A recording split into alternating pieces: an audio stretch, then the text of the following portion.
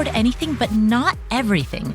Every decision that you make is a trade-off against something else, and that's true not just for your money, but also your time, your focus, your energy, your attention, any resource that is scarce or limited. So the questions become twofold. Number one, what matters most to you? And number two, how do you actually behave in a way that reflects that? How do your actions align with your priorities? Figuring out the answers to this is a lifetime practice, and that is exactly why this podcast exists. My name is Paula Pant. I am the host of the Afford Anything podcast and the founder of AffordAnything.com. On this podcast, every other week, we interview somebody who describes their relationship and their experience with money. Sometimes these are academics who have approached the topics of retirement or investing from the ivory tower angle, and sometimes these are ordinary people with ordinary stories to share. Today, we have Laura Adams joining us. Laura is the host of the Money Girl podcast, a show that has been downloaded more than 40 million times. It's an extremely popular financial podcast that gives specific, actionable tips. And so today, Laura is largely recognized as a finance expert, but she hasn't always been good at finance. In fact, when she graduated from college, she went pretty deeply into debt, or at least relatively deeply compared to her income. And the debt that she found herself in, it wasn't student loans, it wasn't medical bills. It was purely the result of not watching her money carefully enough. It was purely the result of shopping too much or renting apartments that were a little bit nicer than what she could actually afford. And so Laura, in today's show, shares her story of how she got out of debt, began paying attention to her finances, and turned her life around. In essence, she describes her transition from someone who once had financial blinders on to somebody who is now a widely recognized money expert. Without any further delay, here is Laura Adams on how she paid off thousands in credit card debt and then transformed her relationship with money. Hey, Laura, how are you? I am so good, and I want to thank you for having me on the show. I've been enjoying it from afar as a fellow financial podcaster. I don't listen to a whole lot of other financial shows, but yours is one that I like to pop into and listen to. So congrats on all your success. Oh, thank you. Just to pat my own back or toot my own horn, what is it about the show that you like, or what particular episodes or topics or themes do you enjoy? Yeah, I think I love listening when you interview other people who are in the space and just hearing their stories and how they got involved in, whatever mission they were on, retiring early or investing in real estate, whatever it is. I think hearing people's stories is really fun. That's something that I don't get to do a whole lot of on my show. Awesome. Well, that leads right into where I was about to take this, which is I'd like to hear your story, because before you were Money Girl, you were a woman in debt.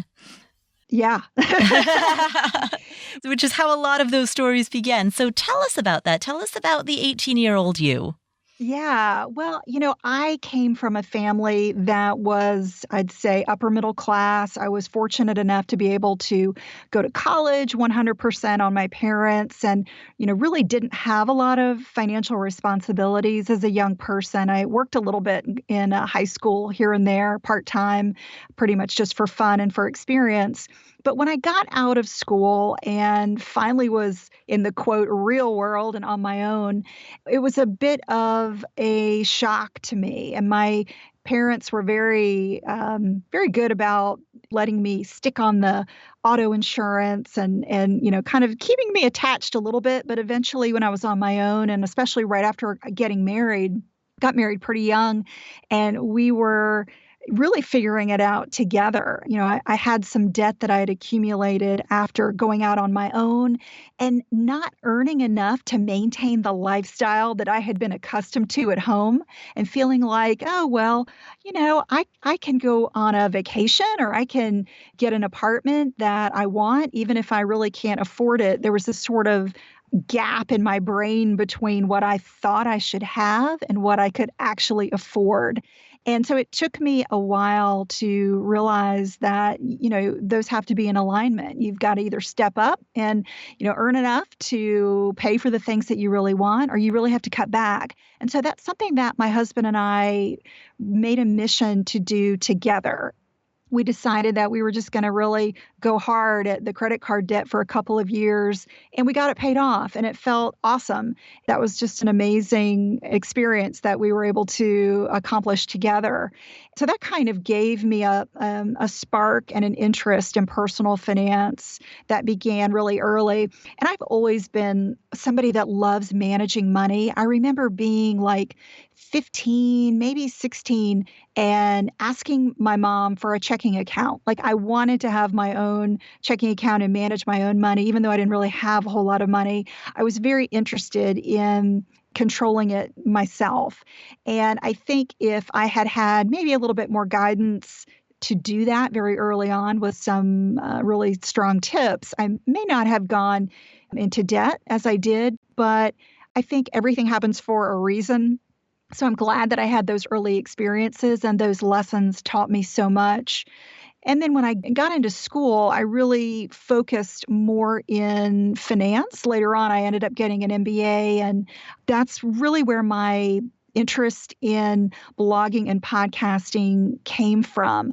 I was in an MBA course with a lot of very successful people who were either multiple masters or, were C-level executives in their company, but they were really struggling with their personal finances. A light bulb went off in my head, and it made me realize that you can be very smart, you can be very educated, academically very educated, and still be terrible with your personal finances.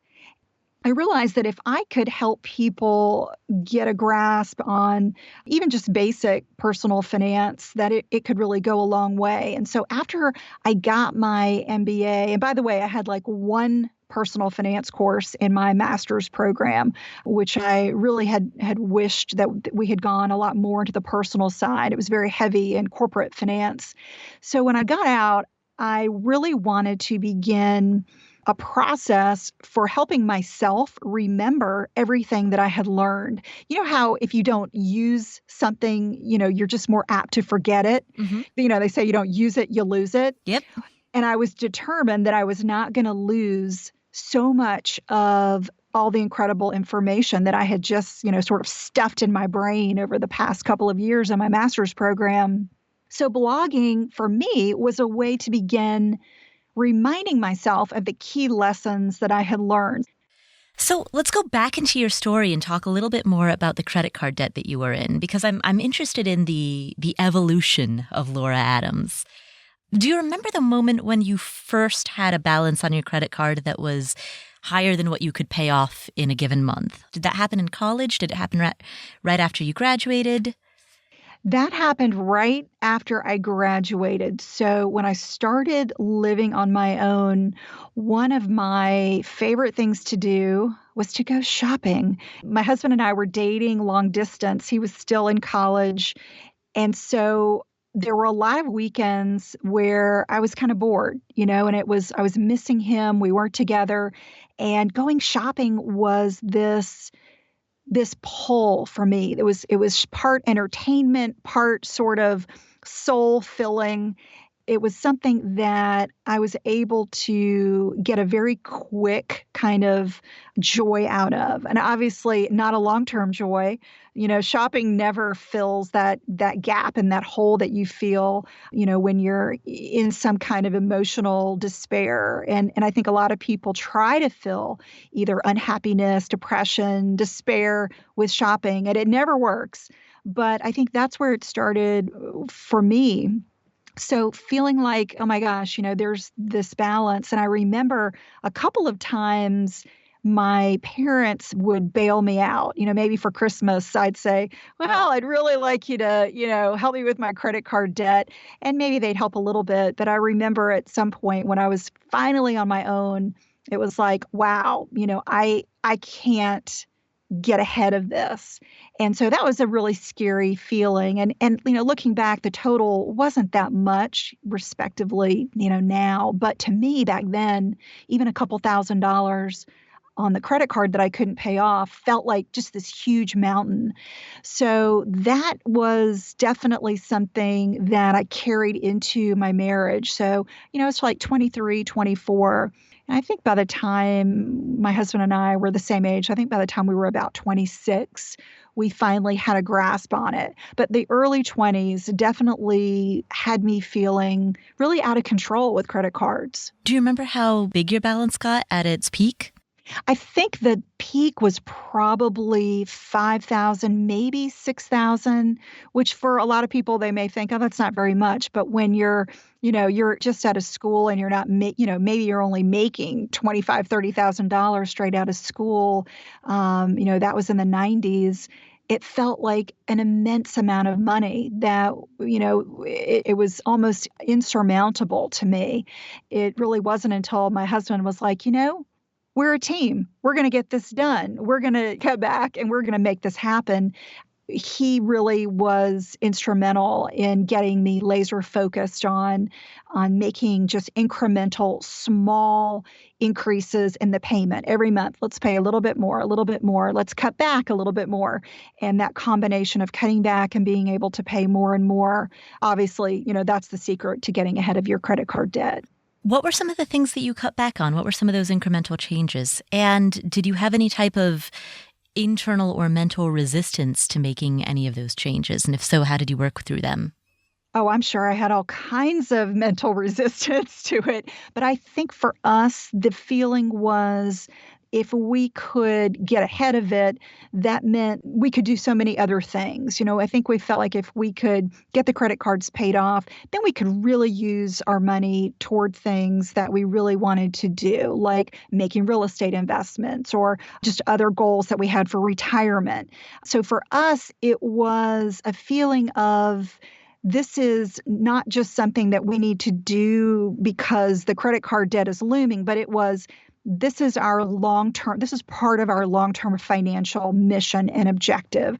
So we really were thinking very long-term. And I think when you do that, when you have long-term thinking, you're able to really overcome obstacles in the short term.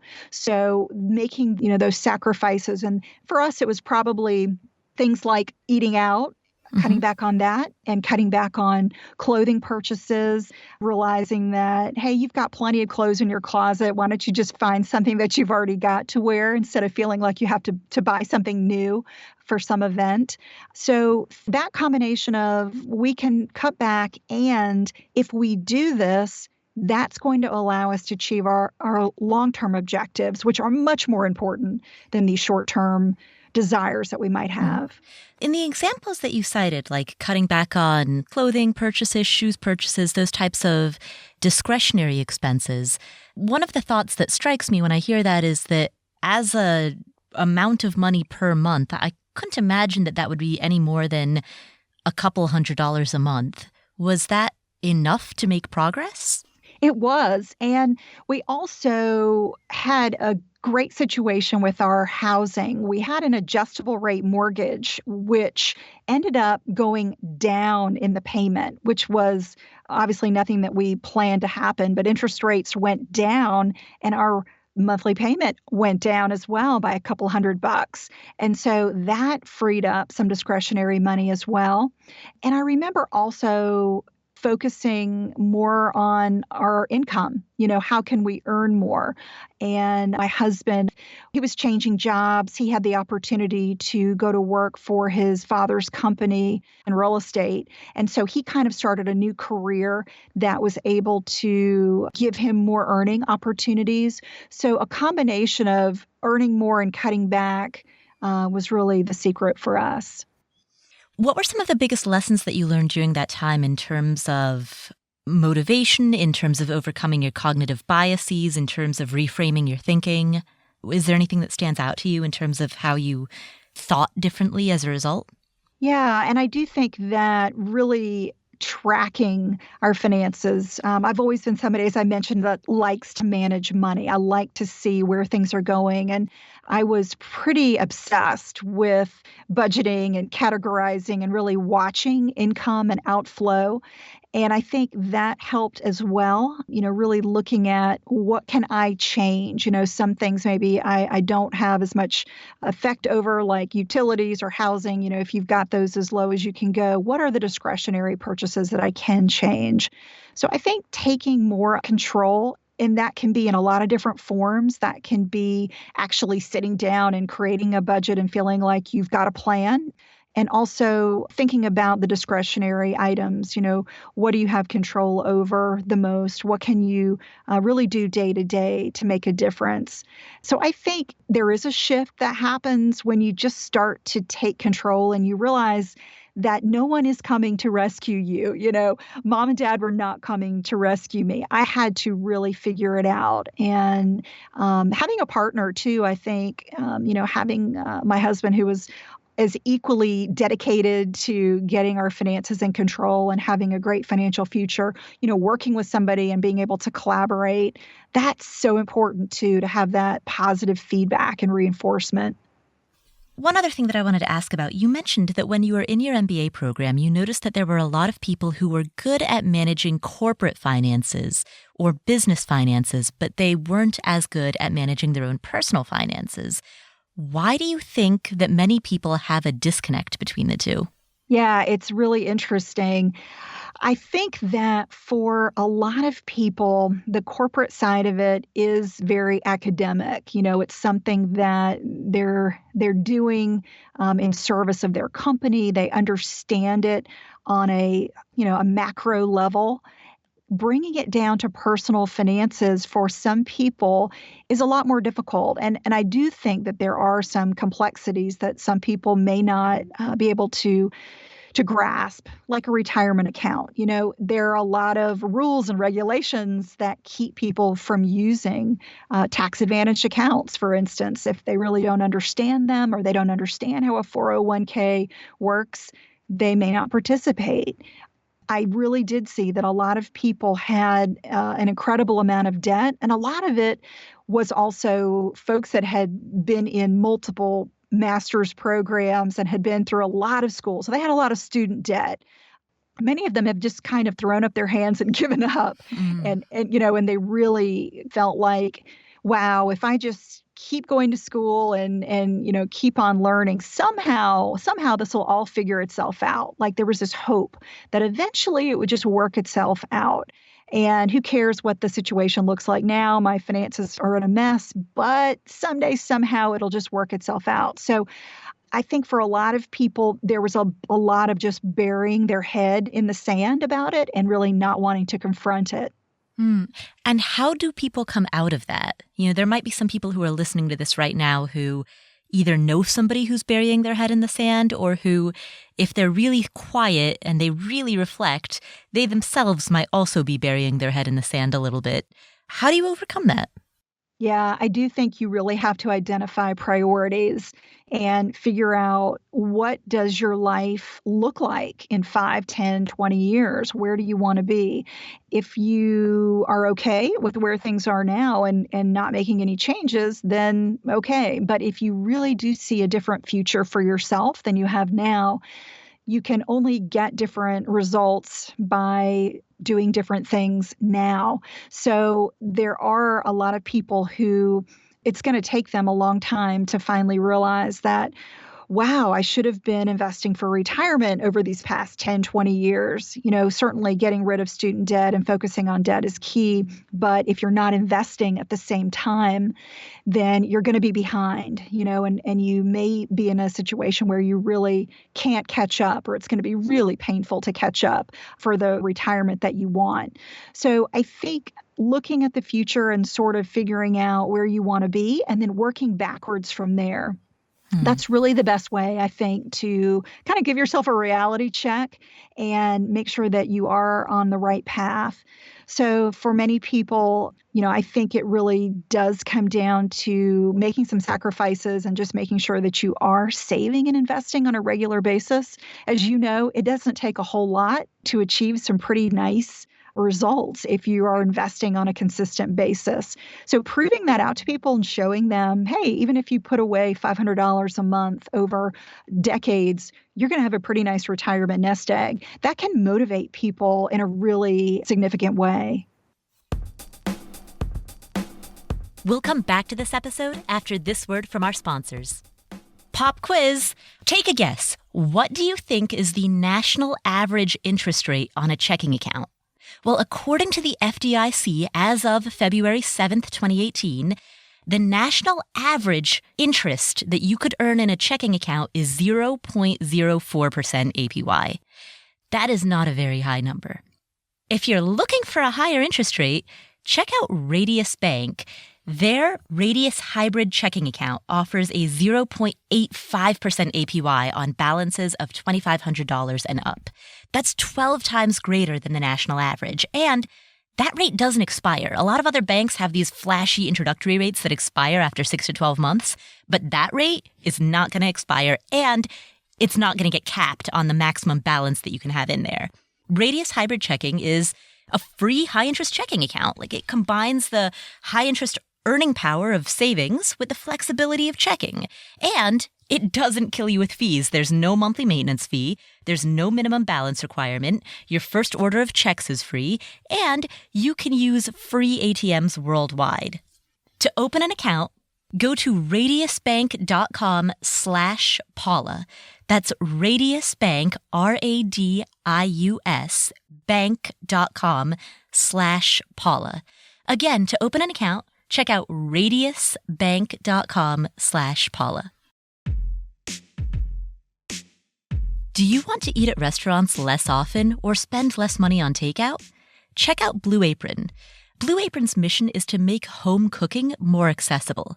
And they do this by delivering to you recipes with step-by-step instructions, plus the exact ingredients that you need, so that you're more likely to be able to make meals at home rather than come home from a long day of work and be like, there's nothing in the fridge. Let's just order takeout.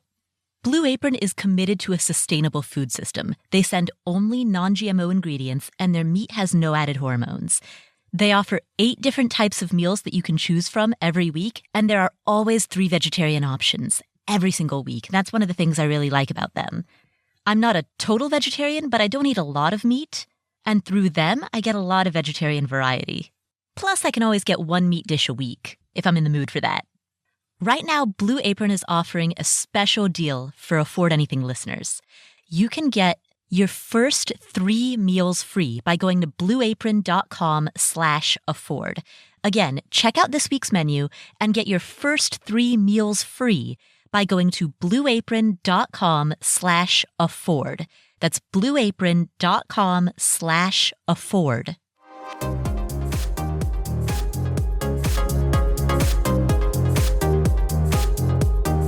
On the topic of investing, one topic that you recently covered are investing rules to follow even when the stock market drops. And I thought this was particularly timely because there are a lot of fears right now around what might happen. Are we going to have another recession?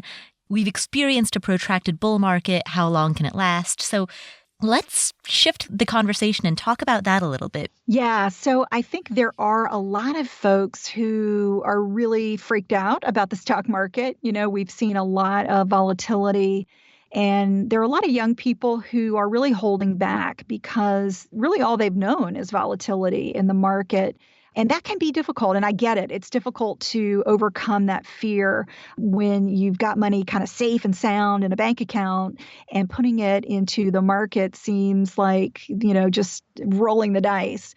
The issue that most people are facing is that if they are just sitting on their money in the bank, and while that may feel great, the problem is inflation is eventually going to eat away that balance. And so if we look at the inflation rate, which has historically been around 3%, If you are not making at least 3%, that means you're actually losing money. So, what I like to tell people is that not investing can actually be the riskiest thing you ever do. I think another issue that keeps people from investing is feeling like they are gambling or kind of rolling the dice, when the reality is you've got so much control on the level of risk that you expose your investments to. There's this spectrum, and you can kind of move the slider any point that you want, from, very, very safe to very risky. And knowing that you've got control over that, and helping people understand that it's not rolling the dice, that certainly all investments can lose value. But if you are looking at a diversified portfolio, you're going to have average returns that can, definitely exceed 7, 8%. So we need to take a long-term approach. We need to take a long-term view. And if you have that in mind and you're willing to not get obsessed over the day-to-day market fluctuations and really keep a long-term view, it's very easy to experience some very significant growth in your investing accounts over the decades.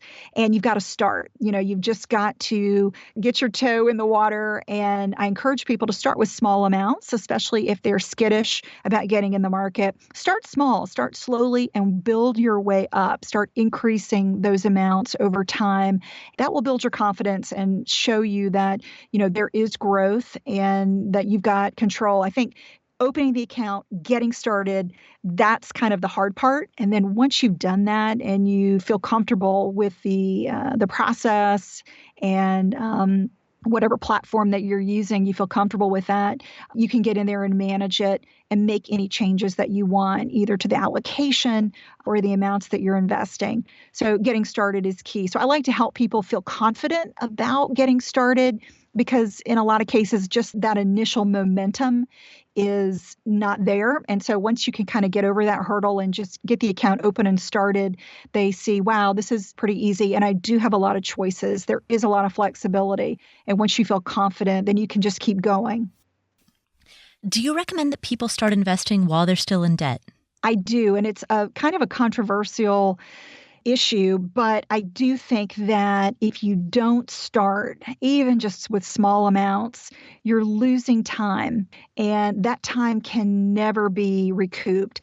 You've got to pay off the debt at the same time. So I like to think about them as parallel tracks that you're on, and working on, obviously, your highest, typically your highest interest debt is the one that you want to work on first, keeping all of your other minimum payments going, but trying to focus on the highest interest debts first, while also getting what you can put away in some type of investing account. Hopefully it's some type of tax-deferred, tax-advantaged account. If you've got a 401k at work, that's a great place to start.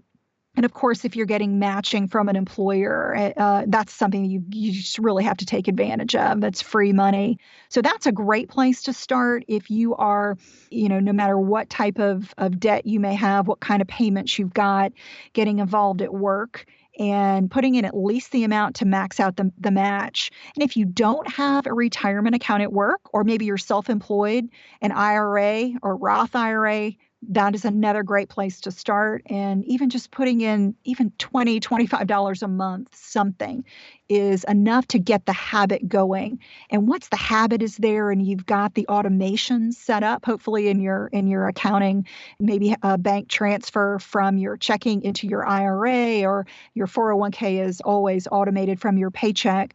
Once that's in place, you don't even have to think about it. And then before you know it, you've got this nice little nest egg over here, but then you've also are still working on paying down debt over here, and you've got both of those working in tandem. How do you determine how much money, if you have debt and you're also trying to invest, how do you determine the split? Let's say you've got $1,000 a month to put between both of those combined. Where is the line drawn, and how do you make the decision? Yeah, so I would look at what is the interest rate that you're paying on your debt. If you've got a very high interest rate, let's say a payday loan or something that's really, really high, you want to attack that more aggressively. So I would say it would probably be more like an 80% to the debt, 20% retirement split. But if you've got debt that's fairly reasonable, you've got, let's say, an auto loan that's 7, 8%. I would go probably more like a 50-50. If you think about being able to at least get an average return on your investments that are anywhere from 6 to 8%, if you're also at about that same amount in your debt, I would think about it as 50-50. But if your debt is much higher than what you can be earning on your investments, then you definitely need to attack that more aggressively. And then for those debts that are lower than what you're typically earning from investments or that have tax advantages like a mortgage, some amount of student debt interest is deductible. Those debts are the ones that you want to think about as you're kind of lower on the priority, but they're at the bottom of the ladder. And for those, I would really encourage people to either not send extra money to those debts, continue paying them on time and focus more on the retirement accounts. Or if you've got, let's say, a student loan that's really weighing on you, even if it's a very low interest rate, maybe you would want to put a little bit more toward that and less on the retirement. But I encourage people not to pay off their mortgages ahead of schedule. In general, those debts are very affordable. They're not costing you a lot in interest. And so using your extra funds to invest is going to serve you much better than paying off the mortgage ahead of schedule. And do you encourage people to take out 30-year mortgages or 15, or do you have a preference on the two? Yeah, it really depends on what your goals are. In a lot of cases, if you are somebody who is, let's say, growing a family, maybe you've got a small place now, but in maybe a year or two that you're going to want a bigger place, or for sure that your income is going to be increasing, you might even consider an adjustable rate mortgage. You'll probably be able to afford more house with that.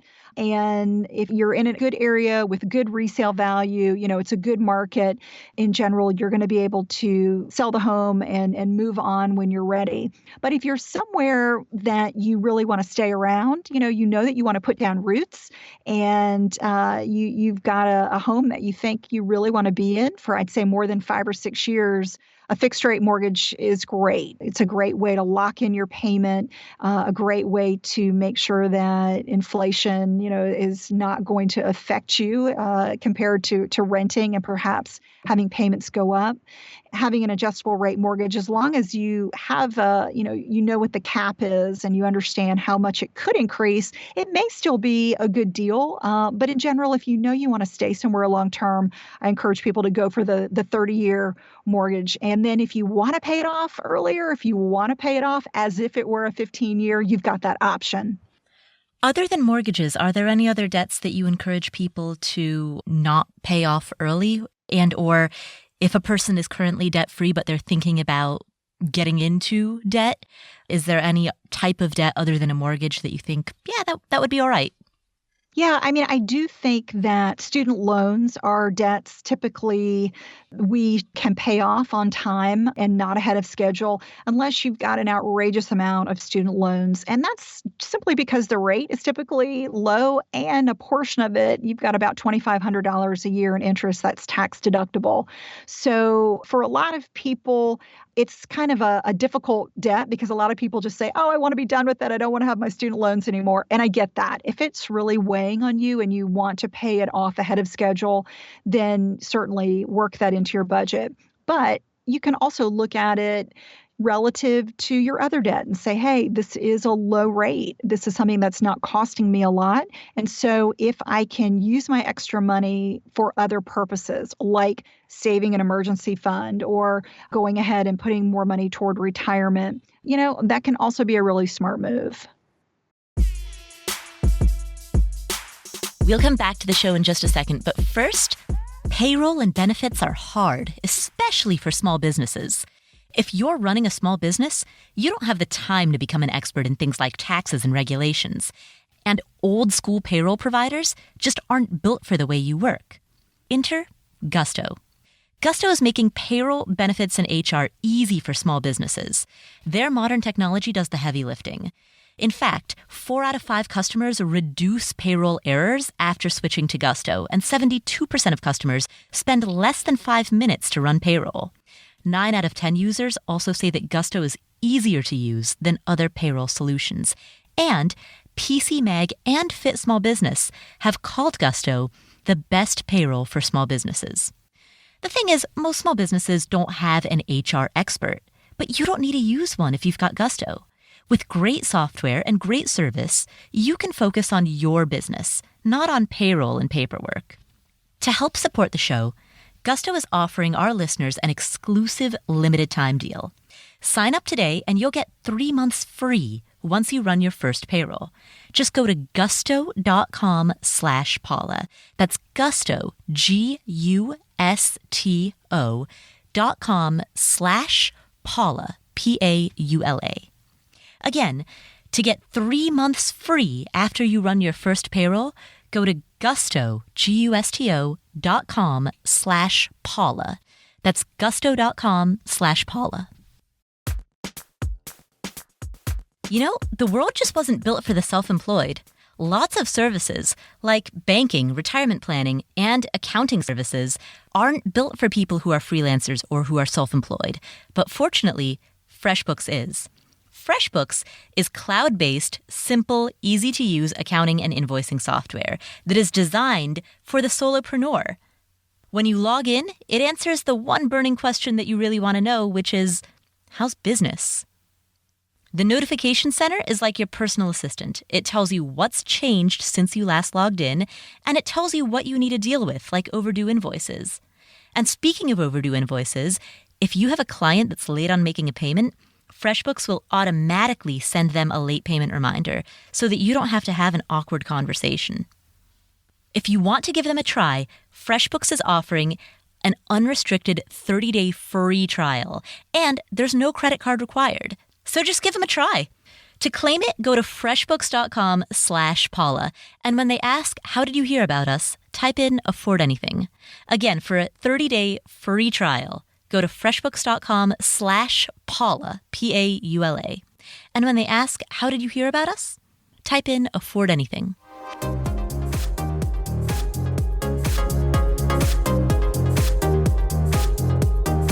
What financial issues do people not talk about enough? What is it that is important yet under the surface of awareness? Oh, I would say certainly, thinking about the future, a lot of people do know that they need to be saving more for retirement. Very few people are prepared for retirement. There's, many surveys, statistics out there that show people are really behind the 8 ball when they get to retirement age.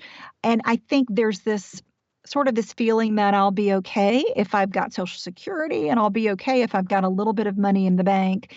But the problem is that even if you've got a pretty big nest egg, if you look at the time that people are living in retirement, as we're aging longer, we might literally have 40 years in retirement. I mean, I have relatives and friends that have lived to be over 100 years old. And if you think about retiring in your 60s, that's a heck of a long time to make your money last. So thinking about, and particularly for women who, tend to outlive men on average, we're getting healthier and healthier, and medicine is getting better and better. So this is a problem, particularly for women who may not be as prepared. They may not have as big a nest egg as they need to make sure that they're not going to outlive their money. So I think that's an issue that people probably need to be a little bit better prepared for. And I'd love to see women just, really aggressively saving for retirement and going into it with a very healthy nest egg. Are you familiar with the growing movement of people who are pursuing early retirement? And do you have any particular thoughts or ideas about that? Oh, I love it. Yeah, I think it's fantastic. If people make that early retirement a goal and really pursue it aggressively, I mean, there's no reason why you can't retire, in your 30s, 40s, and pursue any number of lifestyles that might appeal to you. So I think it's fantastic. And if people can get inspired at an early age to do that, I think if like college students had more examples and role models of people that were doing that, we'd probably see a lot more young people saving aggressively and really taking control of their finances, because it's very attractive and it's a lifestyle that so many people would aspire to. What are your feelings around insurance? What types of insurance should the average person have, and what can we do away with? Yeah, there are lots of insurances that people really don't need that we're kind of made to feel like we do need. But for the average person, certainly, the property lines, auto and home, are things that we can't typically get away from. If you drive a car, you've got to have insurance. If you own a home, unless you've paid cash for it, you definitely need insurance. And you probably need insurance even if you did pay cash for it. But health insurance is insurance that I think everyone needs. There are so many young people that don't think they need coverage. They really feel invincible and they feel like, well, I'm healthy. Why should I pay for it? That's such a big mistake, as we know getting into an accident or getting an illness that puts you in the hospital can just end up in outrageous bills. Medical bills are one of the number one reasons for bankruptcy. So we do all need to have health insurance, even if it's a catastrophic coverage, something that would really just be there in the event that you had a serious illness or a serious injury. So I would say anybody who's listening who does not have health insurance really needs to think twice about that, not only for your health, but for your future financial security. So I want to see young people really making that a priority and working into that into their finances. And once you've got some type of a family, you've got a partner, you have kids or adopt, you really need to also think about life insurance. A lot of folks are doing without it. And this is also an issue that affects women, because there are a whole lot of women who don't have coverage, either because maybe they take time out of the workplace to take care of kids. No matter what you are doing, whether you're working full-time or you're at home, the role that you play as a mother is expensive. If that role were taken away, if a mom dies and dad's got to go out and buy health care, or rather buy child care for the kids, that's expensive. And so all of the caregivers and the breadwinners in a family should have life insurance, because they've all got value. So that's a policy that's so inexpensive. If you're in good health, you can get a term policy for $500,000 for just a couple $100s a year. So it's typically a lot less expensive than people think. And renter's insurance, that's another policy that I think many young people overlook, and older people too. I say young people just because the majority of renters tend to be in their 20s and early 30s. And renter's insurance is a really inexpensive policy. You can get a great coverage for less than $200 a year. That's going to cover you if you've got anything stolen, if you have any liability issues. A lot of renters make the mistake of thinking that their landlord is going to take care of them. And the reality is the landlord's insurance covers the property. It does not cover your belongings. And that comes as a shock to many people. They don't realize that until after something terrible happens and all of their belongings are either destroyed in a disaster or they've been stolen or vandalized. If you think about what it would cost you to replace all of your belongings, everything in your closet, everything in your kitchen cabinets, your furniture, artwork, it's typically a lot more money than many people would have in their checking account or want to spend to replace. So renter's insurance is a big bargain that I recommend everybody take a look at. Other than that, looking at disability coverage, that's another important coverage that we tend to overlook. But statistics show that we're more likely to become disabled before the age of 65 than we are to die before the age of 65. It's a terrible thing to think about, But when you do have a sickness or an injury that keeps you from working, the average length of time that you're out of work is something like close to 3 months. If you think about going without income for that length of time, that could really set most people back, in a big way financially. So disability insurance is another really smart policy to have. And a lot of these policies, even if you get them through work, they are typically not enough. It might be a little bit of life insurance, a little bit of disability, but it may not really be enough for the amount that you and your family need. And then, of course, if you lose the job, then you don't have that insurance anymore. So I encourage people to look at these policies as individuals in addition to what you're going to get from your group policy at work. Well, that more or less covers all of the questions that I wanted to ask. Is there anything that we haven't discussed that you'd like to emphasize? I think that if people can make learning about money fun and work it into something that you enjoy, that's really the key to helping you get ahead, whether it's listening to a podcast like yours, reading a book a quarter about finance, taking a class. If you can work it into your life and kind of incrementally build your financial awareness and skills, that's one way to kind of just create a new mindset for yourself. And I like to think about micro habits. What are small things that you can do that incrementally build your skill set? And if you feel that you're just not where you want to be with your finances, either on the income side or the expense side, take small steps. Think about what incremental small changes that you can make to your life on a daily basis that will move you a little bit closer to your goals. And that's typically the easiest way to get from point A to B without feeling like you're making huge sacrifices or jarring your lifestyle in a big way. So I would encourage people just to think about small micro changes that you can make to your finances that will improve your situation and move you closer to your goals.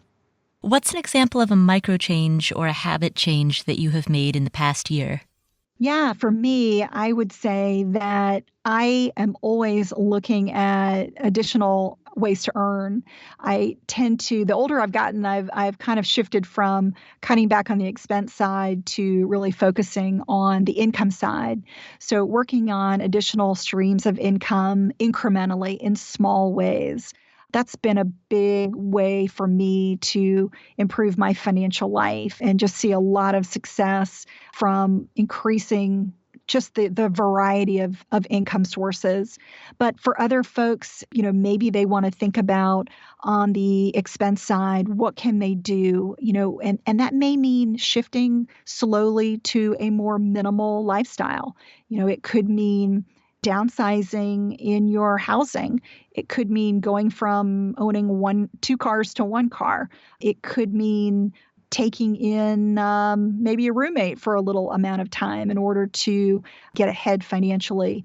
Some of those may seem like big changes, but if you can make any small change over time, when you have an opportunity, let's say you're moving from one apartment to the next, can you go from a 3-bedroom to a 2-bedroom or a 2-bedroom to a 1-bedroom? Sometimes making these changes slowly over time can really pay off. And I think going to a more minimal existence pays off in a lot of ways. Not only can you cut back financially, but it also cuts out what you have to think about. It cuts out a lot of the financial hassle, if you will, the fewer accounts and things that you have to manage in your life. The less you can manage, the less bandwidth it takes. And that allows you to free up your mind to focus on other things, maybe the income side of the equation. So any small changes that you can make, getting you a little bit closer to your goals. And it's something I would encourage people to talk to their partner about. If you share financial goals with a partner, a spouse, or even just a friend that you're working on the same types of goals together, brainstorming, what can you do? What are small things that we can do on a daily basis that move us a little bit closer? Those can really pay off and, kind of be fun to work on at the same time. Nice. Well, thank you, Laura. Paula, thank you for having me. It's been a pleasure. Thank you, Laura, for telling your story. What are some of the key takeaways? Number one, we often spend not because we need something, but because we are trying to fill an emotional void. Laura described how when her husband was away, she was lonely. He was gone all weekend and she needed something to fill that space. And so rather than dealing with her loneliness in healthy ways, such as reaching out to friends or taking up a new hobby or getting involved in volunteer work, rather than doing that, she decided to fill that emotional void by going shopping. And that was what led to her credit card debt. Shopping never fills that gap and that hole that you feel, when you're in some kind of emotional despair. And I think a lot of people try to fill either unhappiness, depression, despair with shopping, and it never works. But I think that's where it started for me. This is common. Laura's story is not unusual. Most of us, when we buy something, we buy it because we have some type of a void that we want to fill, some sort of a need that we want to fill. There's a famous marketer named Seth Godin who often talks about the idea that when we buy things, what we're really buying is a story. If we buy a Lamborghini, we're actually buying the story of, I'm successful, I'm fancy. If we buy an eco-friendly product, we're buying the story, the self-image of, I'm the type of person who cares about the environment. Now, this isn't a bad thing. These stories that we purchase are part of how we define who we are. For better or for worse, our purchases do shape our self-identity, because the way that we spend our money always reflects our values. I identify as somebody who really cares about animals, and as a result, I spend the extra money on cage-free eggs, both because it's something that I value and because that's the story of myself that I want to believe. I want to believe that I am the type of person who is always looking out for the well-being of animals. And I will spend extra on products that are cage-free or that are not tested on animals as a result of that aspect of my identity. So it's not bad to identify with your purchases. That is inherently part of what the buying experience is. That is aligning your spending with the reality that you want to create. But be very conscientious about what that reality is. Recognize that that's what's happening every time that you make a purchase. And ask yourself, am I really making this purchase because it reflects my values, or am I only making this purchase because I'm trying to fill some type of a void? In Laura's case, she wasn't spending because she valued appearance. She was spending because she was alone. And so the takeaway in your own life is to recognize the difference between the two. So that is core takeaway number one. Takeaway number two, nobody is coming to rescue you. No one is coming to rescue you. Mom and dad were not coming to rescue me. I had to really figure it out. We are often taught the mythology that somebody will come and rescue us. There will be a knight in shining armor. There will be a Prince Charming. Your parents will bail you out. Society will bail you out. The government will bail you out. Somebody. We are often taught to look for that savior who will come by and rescue you and make everything okay. And Laura had to accept the reality, as we all do, that just isn't going to happen. If you want to improve your own life, it's up to you to do it. Nobody else cares as much about your life as you do, and nobody is going to be there to bail you out when you hit on hard times. Even if you do have a family or friends who love you, ultimately, the healthy thing is for them to set boundaries and for you to be in charge of your own life. There is a difference between loving and enabling. So that's key takeaway number two. If you want to make a change, it's up to you to make that change. And there are many of you who might be listening to this right now who are thinking, oh, well, Paula, but I'm in a terrible situation and it's not my fault. And you know what? That might be true. Maybe you've got serious medical debt. Or maybe you got scammed. Maybe any number of atrocities might have happened to you that put you in a position that you have to dig yourself out of a terrible hole. And maybe it's true that it's not your fault, but it's still your responsibility. It's not your fault, but it is still always your responsibility. So that is key takeaway number two. Takeaway number three. Be cognizant of risks, including and especially the risks that many people aren't talking about. Statistics show that we're more likely to become disabled before the age of 65 than we are to die before the age of 65. That's a scary thought. And it's not something that a lot of people talk about because who wants to talk about the possibility of being disabled? That sucks. That's a depressing topic. And as a result, it doesn't make for good headlines. Nobody's going to click on that. So we don't see the internet headlines about it. We don't see the podcast show titles about it. We don't see magazine headlines about it or book titles about it. Because those types of conversations don't sell. Those headlines don't sell. But the topic still matters. It's still relevant. So if there's a takeaway that came from that, it's pay attention to the dangers and the risks that others aren't talking about. Because whether or not we're talking about them, those dangers are still there. And then the final takeaway that we got from today's conversation is that if you want to save money, there are two approaches. Number one, you could cut back on discretionary spending. This approach has the lowest barrier to entry because it's something that you can do immediately and there are hardly any obstacles. So for example, cutting back on shopping for clothes or for shoes, cutting back on restaurant dining, that is, relatively speaking, pretty easy to do and you'll see immediate results. And so due to that accessibility, that's often the first place people look. But in addition to that, you can also make big systemic changes to your life. It could mean going from owning 2 cars to 1 car. It could mean taking in maybe a roommate for a little amount of time in order to get ahead financially. These types of changes, going from 2 cars down to 1 or downsizing your home, these are a much bigger pain in the butt to do. Ending your lease and packing up and moving into a smaller apartment, or selling your house and packing up and moving into a smaller home. Yeah, that takes a lot of time and a lot of energy, but bigger efforts lead to bigger results. So if you're looking for ways to save money, maybe it's not an either or, maybe it's a both and. Start immediately with the small stuff that gives you instant payoff, and then look for bigger things that you can do that lead to those bigger systemic ongoing results. That is our show for today. Thank you so much for tuning in. If you would like to support this podcast, here are 3 things you can do. Number 1, subscribe to this podcast in your favorite podcast player.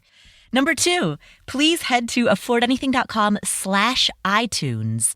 That link will redirect you to a page on iTunes where you can leave a review. These reviews are also super helpful for helping other people find this show. So please leave us a review. And while you're there, please upvote any other reviews that you find helpful. And number 3, please tell a friend.